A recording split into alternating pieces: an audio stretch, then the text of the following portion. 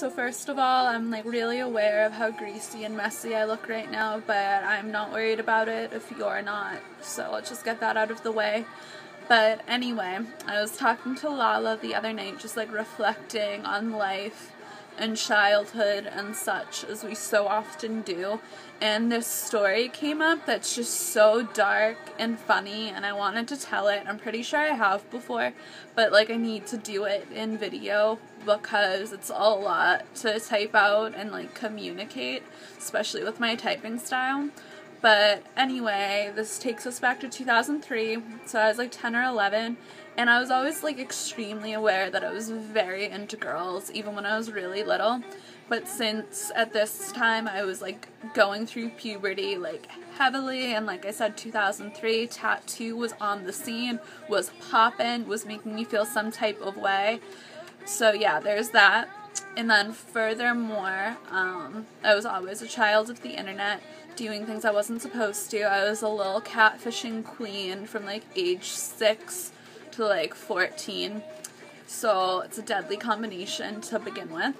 And initially I don't want to say innocently because it's really weird and there's no reason for a child to be in a place like this, but it all started in like AOL lesbian chat rooms so I could have cyber sex with women. And then eventually it graduated to like other websites and social networks. So yeah, I was playing this game called Furcadia, which now as a 23-year-old woman I realize is for furries, but I didn't know what furries were when I was that young, of course. And yeah, initially I thought it was just like a game where you were cute animals and whatever, and it was very innocent. I would just like socialize with people and like play like the little games.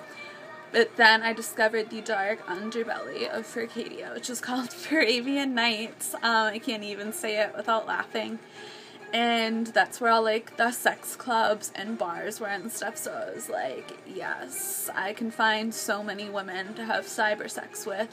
And I did, but unbeknownst to me at the time, I was cybering with furries. Like, I thought that it was understood that like we were people having cyber sex. I didn't realize it was like as our avatars. Like now in hindsight I understand that, but I must have had cyber sex with like so many furries as a preteen, which is kind of jarring.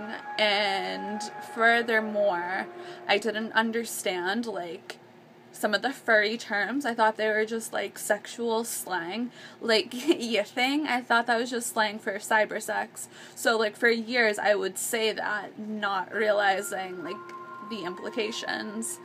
And I thought this story was going to be a lot more like engaging and funny than when I said it out loud, but I still think it's a gem nonetheless.